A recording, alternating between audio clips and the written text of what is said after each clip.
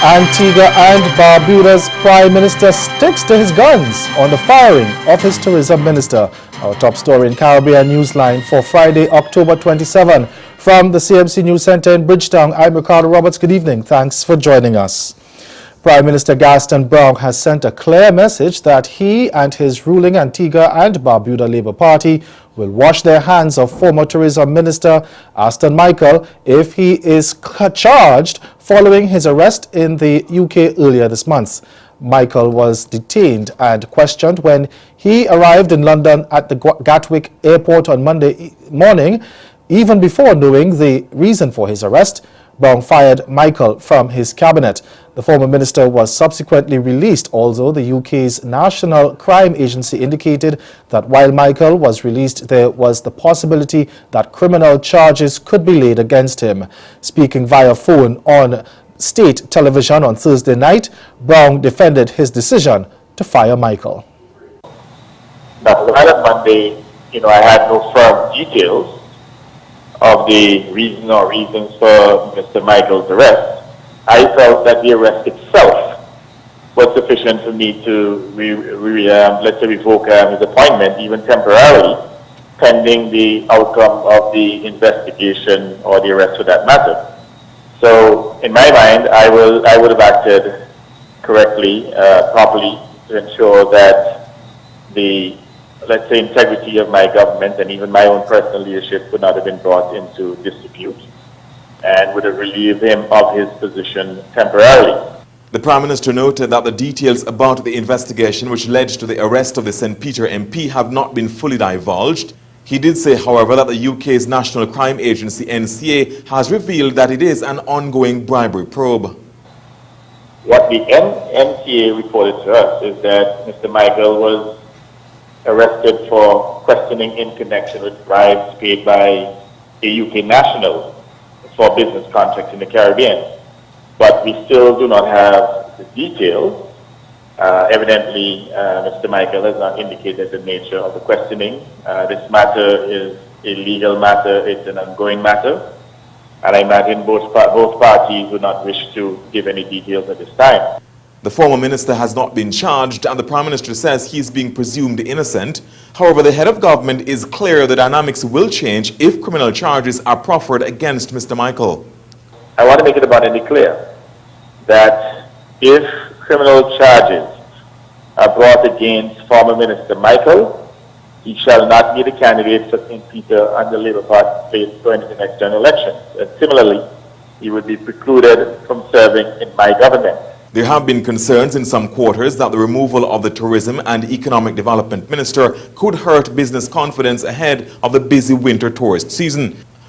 The Prime Minister has, however, assured that the government is moving to ensure effective oversight of the various portfolios which had been assigned to Mr. Michael. As it stands now, I am the Minister of Tourism. I would have assumed the portfolio automatically by virtue of the former minister being relieved of the portfolio. However, I can assure the people of Antigua and Barbuda that I am taking the necessary steps to ensure that the various subject areas that would have fallen under the Ministry of Tourism, that they will be actually given to other ministers within the government. The public could know as early as late Friday how the various assignments under Mr. Michael's purview will be allocated. Antigua and Barbuda's Prime Minister Gaston Browne in that report from Garfield Burford of ABS Television. Meantime, now political analyst Peter Wickham supports Browne's decision to revoke Michael's appointment. In an interview with CMC, he described the situation as one of those awkward circumstances in politics no one wants to be faced with. But he says Browne's response was entirely reasonable, as he has to set a standard for his administration. He has now revealed that he received information sufficient to convince him that he should temporarily remove the allocation of Minister of Tourism and Investment from Mr. Aston Michael. I think it's a reasonable reaction under the circumstances. Yes, he didn't have all of the information, but certainly he had enough information to come to a reasonable conclusion. And I think we have to understand that there are two things going on here. One is his role as a Minister of Government, and the other thing is his role of a Member of Parliament. For the time being, he continues to be a Member of Parliament. but the position as a minister is entirely at the discretion of the Prime Minister, and the Prime Minister has decided that for the time being, the matter of his arrest, which has not been disputed, is enough to warrant his removal as a minister. Wickham says he doesn't believe this is the end of the matter, speaking about the long-term implications for the ruling Antigua and Barbuda Labour Party. Wickham says he sees no threats, but he cautions they should remain alert to any change in public support. Yeah, as far as implications go for the wider government, the ABLP, there are a couple of factors that we have to take into consideration. One is the allegations that are being made, but then there's the other side of it. Does this make the UPP any stronger? And I think that is something which I'm not very clear on, because my sense is that even as there's some challenges related to the Antigua-Barbuda Labour Party, certainly, and Minister Michael, the other side, which is the strength of the UPP and the extent to which people will consider them more worthy for office, will also now be brought into question, because I don't think that this changes any of that. So I think the long term regarding the health, one could say, of the ABLP administration isn't threatened significantly by this, but I do feel that they have to be on the watch to ensure that it does not happen. Attorney at law Philip Davis has been elected as the new political leader of Bahamas' main opposition Progressive Liberal Party, the PLP. Davis was chosen at the party's 53rd National Convention to replace Perry Christie, who led the PLP into defeat in the general election earlier this year. He told supporters at the convention that the PLP's constitution will be reformed to ensure the party is inclusive, transparent, modern, and accountable. The election process was protracted by claims of irregularity and a series of power outages, but in the end, interim PLP leader Philip Brave Davis affirmed the support of delegates as the duly elected leader of the Progressive Liberal Party. Voting scheduled for 8 a.m. to 1 p.m. Wednesday dragged on until 9 p.m. before tallies were released, reflecting Davis' 1,004 votes to Glenys Hannah Martin's 300 votes and Troy Garvey's 3 votes. Flanked by party supporters, Davis took to the stage with a message of transformation. And as has been the theme for the last 3 days, Davis conceded the party's missteps, vowing not to return to them or any such perception. We must have zero tolerance in this party for corruption. Private gain at the expense of public progress is a terrible kind of sin. Corruption tears at the fabric of our social compact. Where it exists, it must be punished. But let me say this too. I repeat, let me say this too. False accusations of corruption are surely another kind of sin.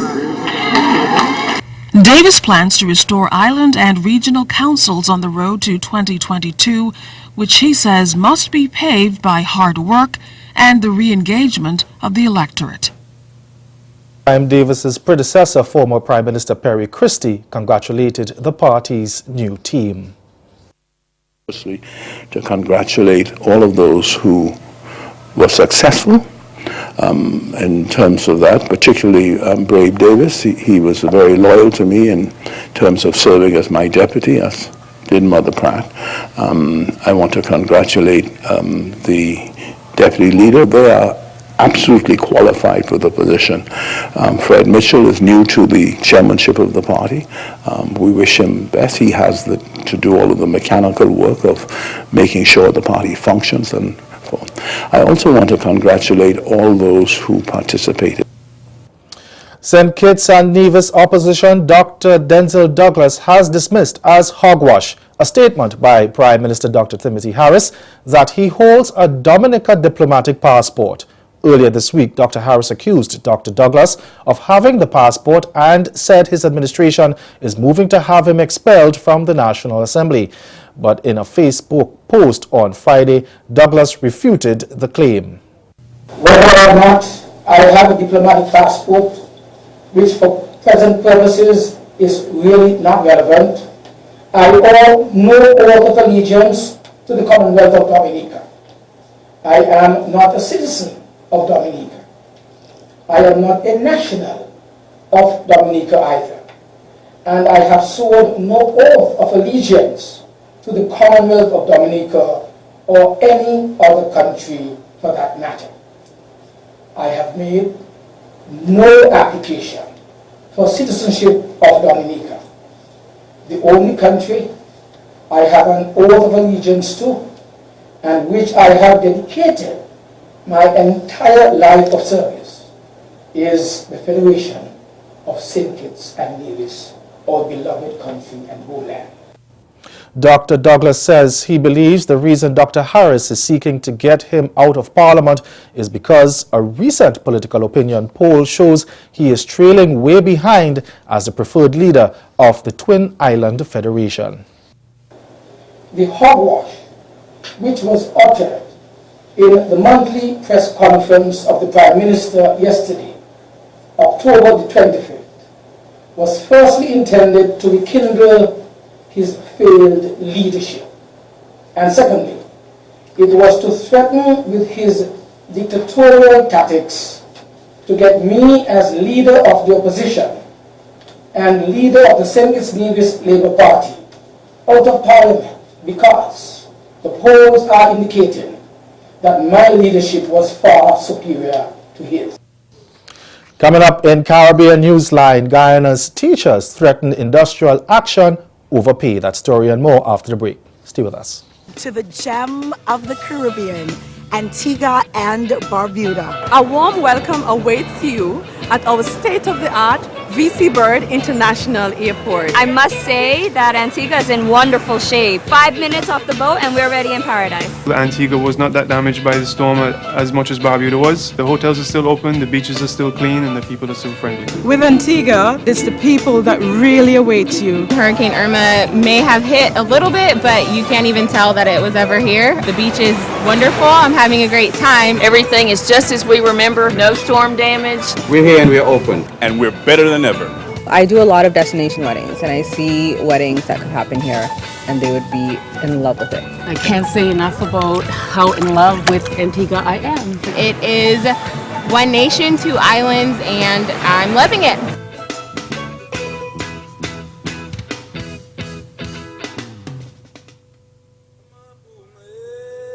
Do you want a real Barbadian experience with peace and tranquility?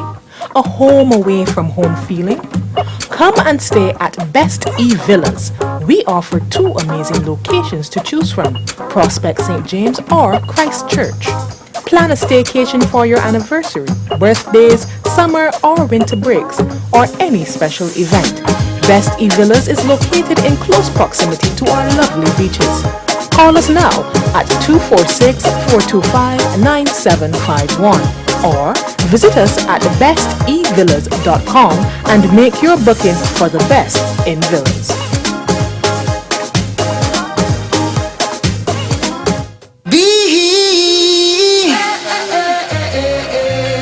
Be strong, Caribbean Strong. The Relief Concert and Telethon, Caribbean Strong. Sunday, October 29th, Sir Vivian Richards Stadium, the Caribbean's biggest stars. When we get together this time, our voices will be heard and will lift all spirits to be Caribbean Strong. I'm here to encourage you to be the best. The United Artists of the Caribbean, Machelle Montano, Shaggy, Tian Winter, Vegas, Ricardo Drew, Conscience, and many more. Barbuda did not stand the faintest chance against such size, such ferocity, and such intensity. There is now no permanent resident on Barbuda. Hey, be brave, I know it's just a test. Yeah, yeah. Caribbean Strong, the Relief Concert.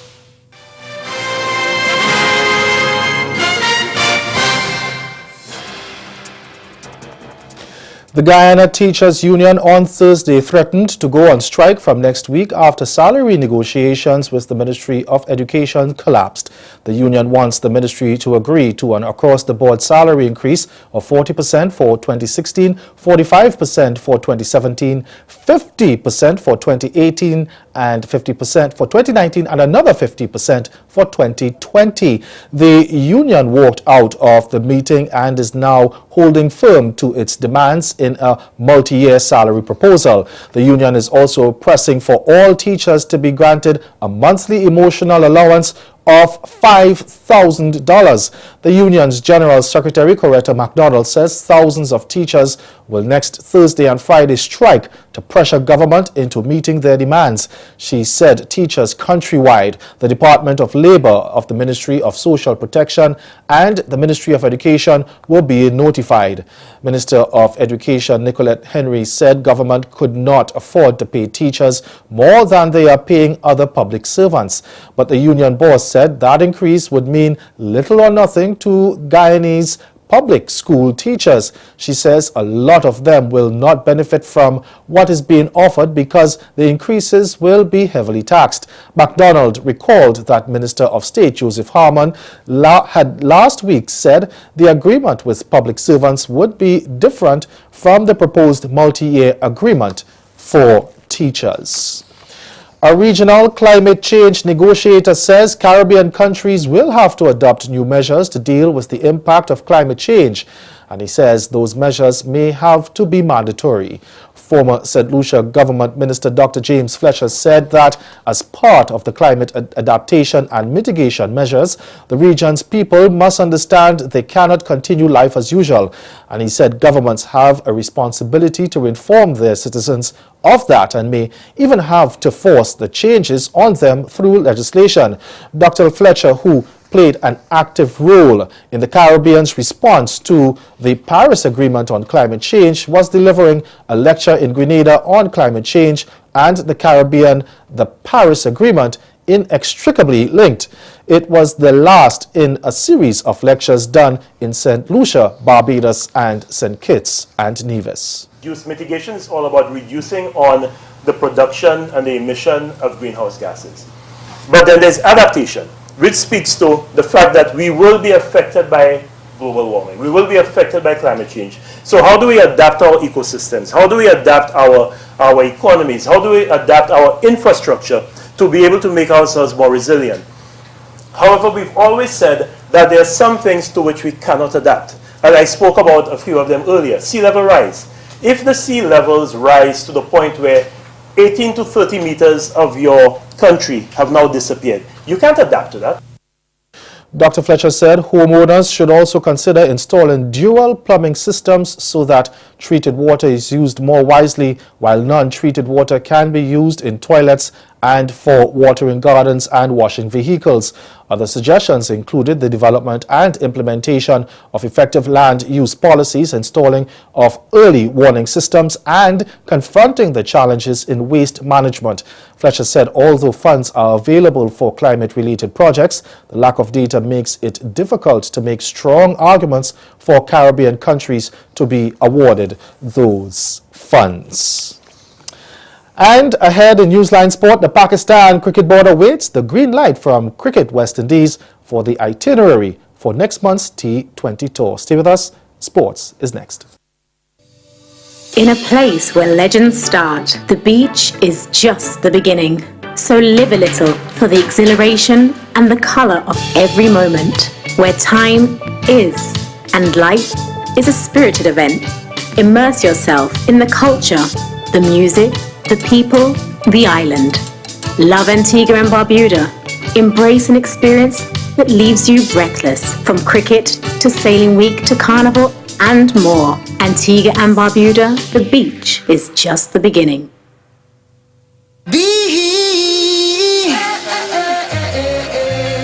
Be strong, Caribbean Strong.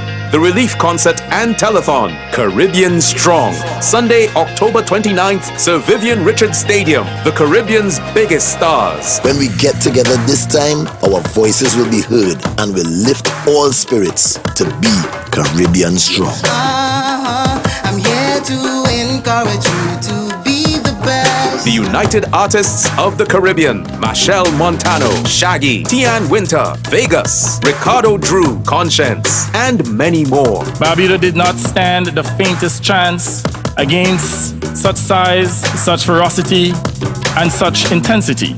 There is now no permanent resident on Barbuda. Be brave, I know it's just a test. Yeah, yeah. Caribbean Strong, the relief concert.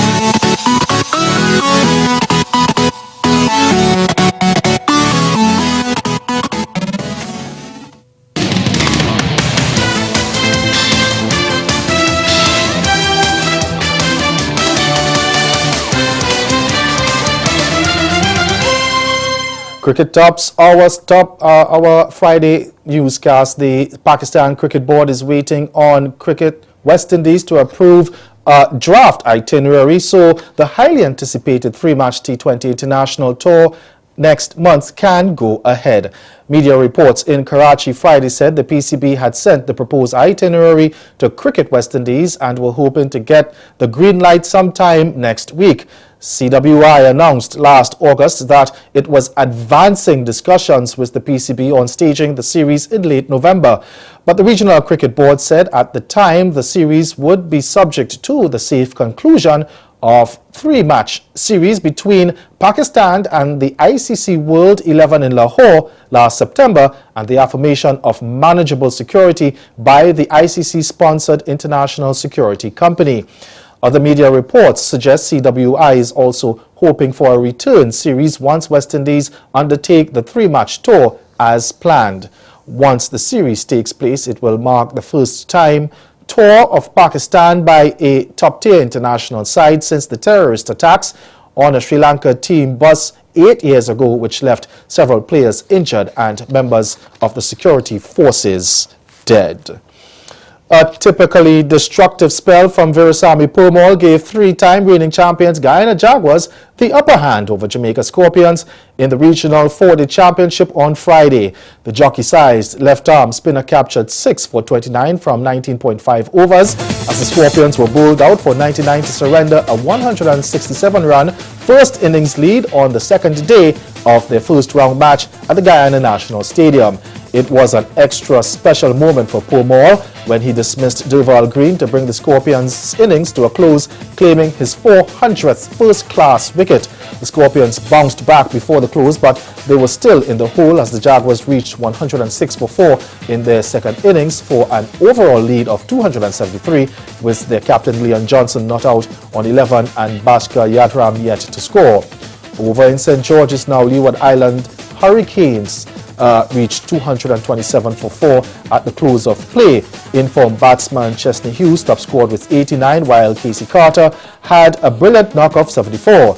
Jax Taylor remained not out on 24. Debutant Shumaine Lewis picked up 2 wickets for 29 runs for the Leeward Islands. They were replying to Windward Islands Volcano's first innings total of 232.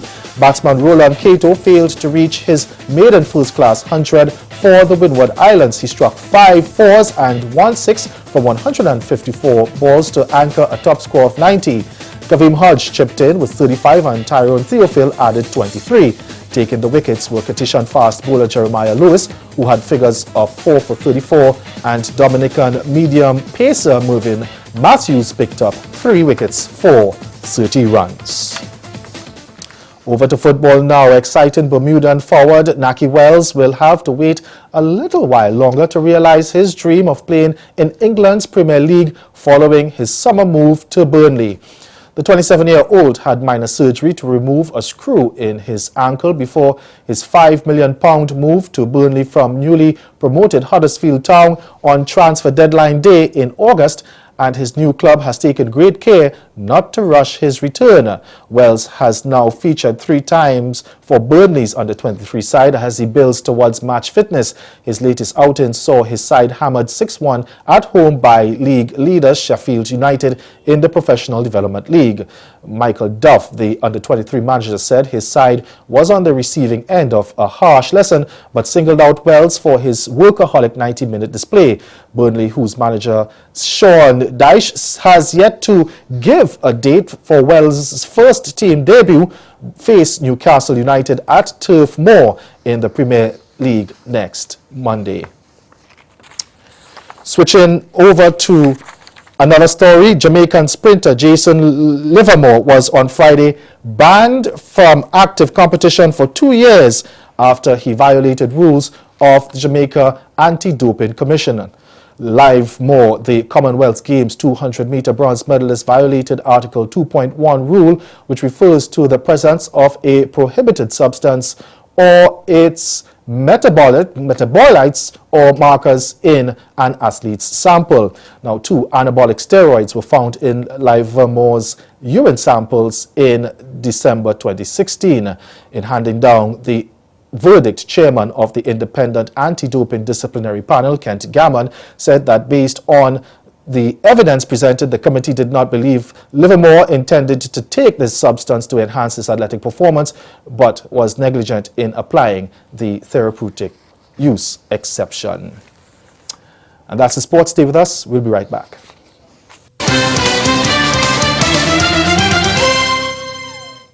Barbados, it's gonna be lit. FAS 7-star Hennessy and Yellow present Hennessy Artistry, featuring international superstar Beres Hammond, Sizzler, Dry cry, even tears. Movado,